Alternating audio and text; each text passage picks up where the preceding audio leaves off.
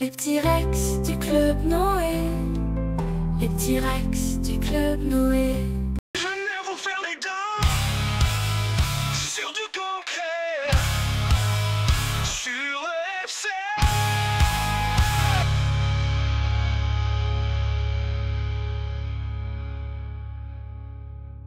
Qu'est-ce qu'on vend quand on vend du conseil? Donc, dit autrement, quand on vend de la prestation intellectuelle. Ce qu'on va facturer, c'est du temps. C'est-à-dire qu'à un moment, l'unité sur laquelle on va pouvoir refacturer, c'est soit un nombre d'heures, soit c'est un jour. Et ça, c'est la première limite. Votre client vous passe une commande, il faut prédire une somme globale pour pouvoir couvrir en fait le travail qu'on pense a priori être nécessaire pour pouvoir répondre à la commande. Et là, c'est un exercice de prédiction sur un nombre de jours. Et après, on est complètement contraint par le nombre de jours. Parce que le travail réel va peut-être nous emmener dans d'autres directions. Peut-être qu'on va s'apercevoir qu'en fait, on a sous-estimé amplement des conditions qui font que le rythme, il va pas être celui qu'on a imaginé hors sol, que il va se passer plein de trucs. On peut vite, rapidement se retrouver en situation d'être en décalage complet entre l'accord qu'on a produit, parfois un peu comme ça, avec le client sur un montant financier, et puis tout ce qui va se passer une fois que on est en situation réelle. On se retrouve pris dans des logiques où on n'est que dans du prédictif, avec des missions qui ont un début et une fin, et finalement, ça produit un truc, hein, c'est que en fait, on va se retrouver dans la course au devis. La course à l'échalote, comme certains disent. À peine la mission va commencer à toucher à sa fin que l'enjeu va être de refaire signer un devis. Pour la petite anecdote, C'est le moment de l'anecdote. avant de rejoindre Aeneis et donc d'être un petit peu maître à bord de mon propre bateau, j'étais dans un cabinet conseil en mode salarial. Et je me souviendrai toujours, c'était un client avec lequel j'étais en relation directe. À chaque fois qu'on s'approchait du terme d'un devis, je voyais le consultant senior pour lequel c'était un enjeu à pas rater de pouvoir faire signer le prochain devis avant l'expiration en fait de la mission. Et qu'est-ce que ça génère comme relation, comme type de comportement en direction d'un client, ça me perturbait beaucoup. Et par contre, régulièrement, je me retrouvais à travailler en me cachant parce que j'avais toujours peur que, en produisant des choses qui n'avaient pas été prédites ou inscrites dans le bon de commande, finalement, ça crée des situations de surfacturation pour mon client. Tout n'est pas intentionnel, en fait. Voilà, c'est le modèle de facturation dans lequel on est pris. Finalement, à un moment, il produit des choses aussi du côté de la relation. Et derrière la relation, la manière dont on pense son métier, dont on pense l'utilité de son métier, le sens de son métier. Quand vous vendez des heures, à quel moment on peut passer au déclenchement d'une facture? Bon, dans le conseil, on va introduire du livrable, donc des rapports. Ça crée un déplacement de la perception de la valeur de mon travail vers quelque chose comme une marchandise. Voilà, un livrable, quelque chose de tangible. Et j'en ai souvent rigolé avec les clients avec lesquels c'était possible d'en rigoler en leur posant la question, mais les rapports que je fais, ils sont où? Ils servent à qui? Et évidemment, la réponse, ils sont au fond d'un tiroir. Finalement, mon mode de facturation amenait mon client à voir uniquement mon travail sous l'angle d'un livrable qui ne lui servait à rien, dans lequel il projetait finalement le moins d'utilité. Ce qui passe à la trappe, c'est tout le travail invisible. Voilà, tous les temps et la nature du travail que vous engagez quand votre client il ne vous voit pas. Et dans le conseil, c'est vraiment une tarte à la crème parce que voilà, le temps en réunion, le temps en présentiel va masquer en fait tout le temps invisible, que ce soit le temps de préparation, que ce soit le temps de capitalisation, puis que ce soit aussi tous les autres temps. Quand on fait du réseau, moi, mes clients, ils sont aussi dans ma tête. Quand c'est de la veille, quand j'essaye de gagner de nouvelles connaissances pour être plus pertinente, tout ce temps-là, il n'existe pas. Si on veut entrer dans des formes de coopération avec nos clients, il faut absolument qu'on aille faire péter ces verrous parce que à chaque fois, ils nous ramènent au mauvais endroit, en fait. Et donc, c'est à partir de là que, on a commencé à expérimenter. Ben, on continue à le faire parce que il n'y a pas de recette miracle, il n'y a pas de contre-mode de facturation qui serait idéal.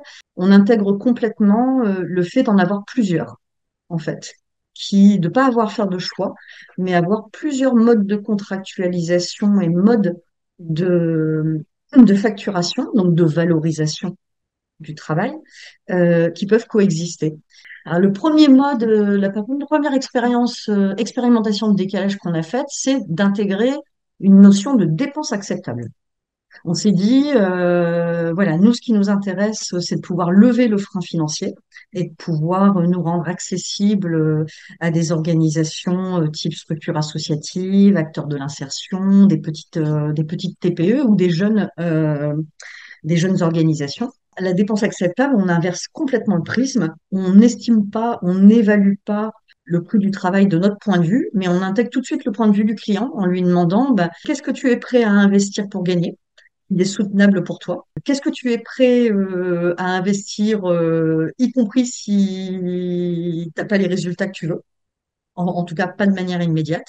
Et de pouvoir produire des arbitrages comme ça pour fixer une somme acceptable de départ et régler le problème d'argent le plus vite possible et commencer à travailler. Et de pouvoir, chemin faisant, dans le travail, à un moment, réadresser la question de la capacité financière, de la vraie valeur concrète, du fait d'arbitrer les ressources. Par contre, à un moment, euh, on s'est rapidement rendu compte que c'était pas totalement viable de ne fonctionner que comme ça, parce que ça nous permettait pas de tenir nos propres enjeux de rentabilité. Ce mode de contractualisation, je le réserve pour des clients. D'ailleurs, j'ai même du mal à les appeler encore clients aujourd'hui, avec lesquels il y a un niveau de confiance très, très, très fort. Ce qui fait que dans la relation de travail, je n'ai plus à rendre de compte sur la manière dont je pense la dépense de mes moyens et de mon temps. C'est quelque chose qui est parfaitement intégré avec le client. Ça fait pas barrière dans nos échanges. Moins de temps à échanger sur la question financière, mais beaucoup plus de temps à échanger sur nos enjeux de développement respectifs et de pouvoir être entendu aussi sur les miens. Deuxième expérimentation, le pay what you want. C'est pas du tout dans la culture française, mais alors pas du tout. Et là, en fait, le principe, c'est une facture vierge qui est remise au client après le travail et sur laquelle nous, on pose deux principes. Premier principe, c'est entièrement libre. C'est-à-dire que le client peut vraiment remplir la facture comme il l'entend. Et le deuxième principe, c'est nous ne négocions pas le prix. On l'accepte tel quel est. Et on émet la facture sur le montant qui a été donné. Quand on parle de ce modèle-là, la réaction que je peux entendre, c'est oh, mais vous êtes fou, en fait, vous prenez des risques démentiels. Et effectivement, dans l'absolu, en théorie, je prends le risque d'avoir une facture où on me met 0 € ou l'euro symbolique. Si on regarde que le mode de facturation, bah oui, carrément, c'est possible. Mais en fait, ce mode de facturation, on l'utilise uniquement au début quand il n'y a pas encore de relation avec le client, quand on ne peut pas partir d'un capital de confiance parce qu'on ne se connaît pas vraiment, quand on ne sait pas encore si est-ce qu'on va réussir à vraiment coopérer, est-ce qu'on va pouvoir ne pas être dans une relation de prestataire que nous on veut plus être dans cette relation-là. Quand on utilise le pay what you want, c'est pour dire bon, allez. On va pas tout de suite consacrer de l'énergie à réfléchir à la contractualisation, à faire des prévisions financières. En fait, on va se donner une expérience de travail. Et sur la base de cette expérience de travail, là, on ira prendre du temps pour réfléchir à s'il y a une suite, c'est quoi, comment on va la contractualiser de la manière la plus pertinente qui soit, comment on va pouvoir adresser la question de la valorisation financière du travail. Alors évidemment, quand on fait ça, il faut que ce soit sur un temps très court. Hors de question de passer une mission de 6 mois en pay what you want. Ça n'a plus de sens. Par contre, nous, on l'utilise pour un premier atelier. une première réunion de travail. On sait pas, on se fixe pas de résultats, on se donne l'occasion de voir comment ça se passe quand on travaille ensemble. À partir du moment où justement c'est pris sous cet angle-là, c'est au service de la relation de service pour produire quelque chose et favoriser en fait que on ait une première expérience parce qu'il y a que ça qui permet de faire, il y a que ça qui, moi j'ai pas trouvé d'autres moyens d'apprendre à faire confiance à des gens avec lesquels je travaille que d'avoir des expériences de travail avec elles. Et bah, figurez-vous que sur toutes les factures Pay What You Want qu'on a envoyées, bah, ça a dû arriver une seule fois où on a vraiment ressenti de la déception quand on a reçu le montant. On a trouvé que l'écart, il était quand même très important. Mais toutes les autres fois, on a plutôt été satisfait, voire parfois, on a eu des très belles surprises. Imaginez-vous, hein, demain, vous recevez une facture vierge. Je vous promets, ça met en PLS. Quand il s'agit tout seul dans son coin de savoir ça va être quoi mon mode de calcul, quel rapport, bah, du coup, qu'est-ce que je vais utiliser comme repère pour pouvoir proposer une somme? Là, ça devient mais compliqué. Et quand on a commencé à expérimenter ça, bah, on a eu des clients qui nous ont appelés en disant bah, je sais pas faire, je sais pas la remplir, ta facture. Et c'est là où on s'est rendu compte qu'en fait, bah, c'était génial. Parce que comme ils ne savaient pas remplir la facture, bah, ça nous donnait l'occasion d'avoir un vrai temps d'échange et finalement presque de réintégrer ce temps-là comme une forme d'accompagnement, de mettre en discussion la valeur et de pouvoir produire des arbitrages après sur de la traduction monétaire. Bah ça, ce sont des expériences d'échange qui donnent des coups d'accélérateur dans une relation de confiance de dingue. Ou alors, qui vous permettent aussi de vous dire, ah bah là, il n'y a pas de raison de faire confiance, en fait. Et ça nous permet aussi, finalement, de pouvoir, comme je le dis de manière beaucoup plus prosaïque que dans le référentiel EFC, se renifler.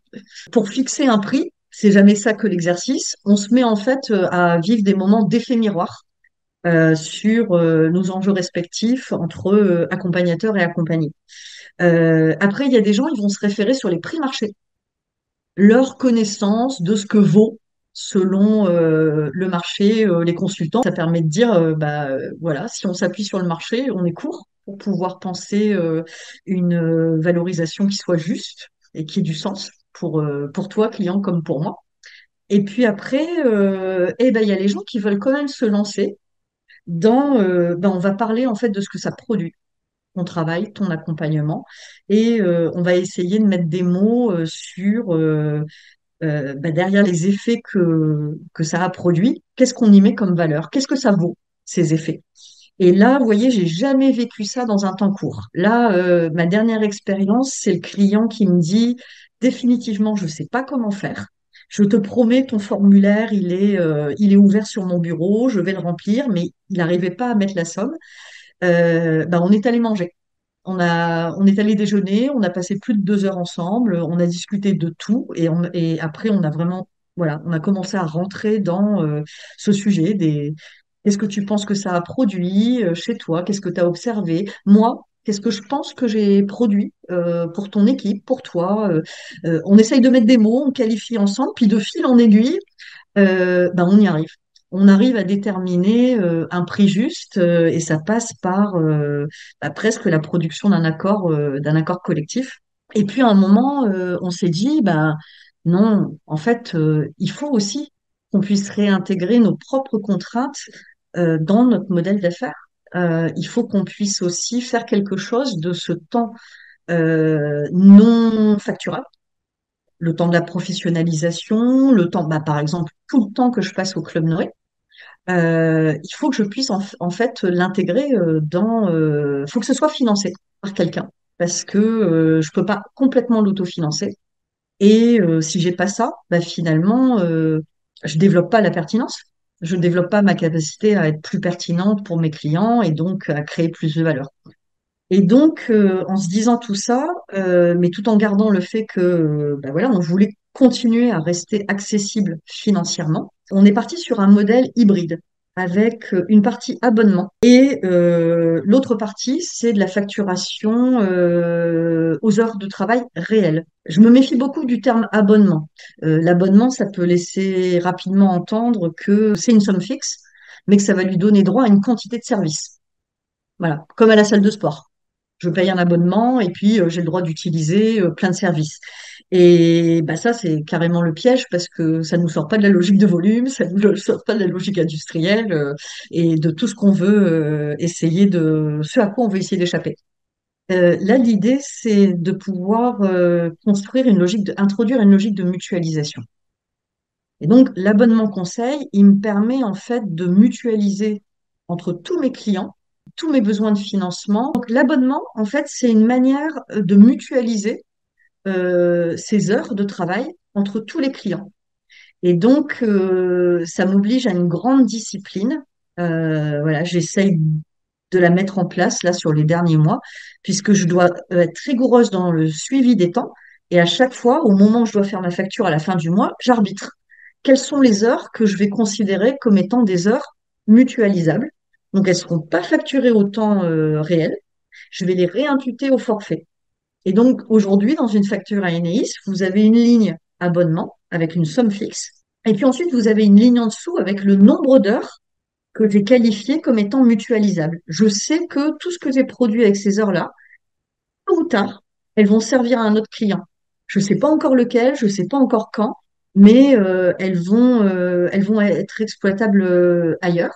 Et puis ensuite, j'ai la dernière ligne où là, je valorise le temps réel passé. Donc là, vraiment, le temps de production dédié spécifiquement à l'accompagnement d'un client. Merci beaucoup pour ton témoignage. Il y a pour moi une grande résonance parce que dans notre transition aujourd'hui, on en est arrivé à un point. Donc, nous, l'idée, c'est, et tu as employé le terme d'ailleurs, Audrey, rendre visible ce qui est invisible, en fait. Tout ce travail immatériel, toutes Ouais. ces.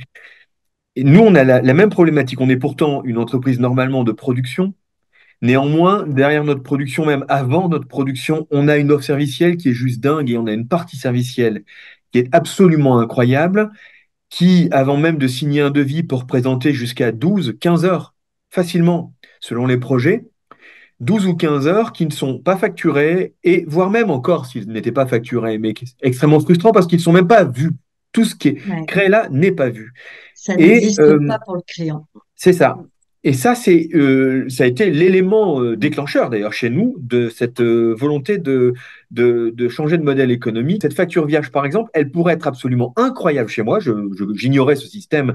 Et ça pourrait être, avant la signature du devis, je pourrais tout à fait fonctionner avec ce système-là en disant, eh bien, tout ce que nous allons mettre en discussion chez vous pour déterminer les besoins que vous avez, l'usage que vous ferez, etc., etc., je pourrais parfaitement le mettre là-dedans, mais je crois que je n'oserais même pas aujourd'hui, de peur de rompre la confiance que j'ai avec mes clients en me disant, mais ils vont me prendre soit pour un huluberlu, soit pour un mec qui va essayer de les amener sur quelque chose. En fait, moi, ça nous est jamais arrivé. Parce qu'en fait, ce qui va se passer, c'est que ils vont d'abord et avant tout être déstabilisés. Et le deuxième effet, c'est oh, mais comment je vais me saisir de ça? Et en fait, c'est ce moment-là, c'est vraiment ce moment-là qu'on essaye de se saisir, nous. C'est le moment où il y a des pertes de repères. Parce que là, le client, finalement, quand tu lui proposes un truc aussi décalé, en fait, tout d'un coup, tu fais péter tous ses repères. Et là, c'est le bon moment d'échanger. Parce que ça permet de dire, bah, tu vois, les repères, finalement, il n'y a rien de gravé dans le marbre. Et la deuxième chose, c'est que la première fois, toutes les fois où on a expérimenté comme ça des modes de contractualisation et de financement alternatifs, en fait, on a démarré avec des gens qu'on connaissait, avec lesquels on savait que, il y avait un minimum de bonnes conditions réunies. Et est-ce qu'il n'y a pas une différence quand même parce que tes clients sont des clients professionnels? Moi, mes clients sont principalement des particuliers. Est-ce que le professionnel n'a pas plutôt plus de facilité à comprendre ce type de discussion qu'un particulier? Je pense que tu vois, il y a des limites à la mise en récit de mon expérience parce que effectivement, oui, tu as raison.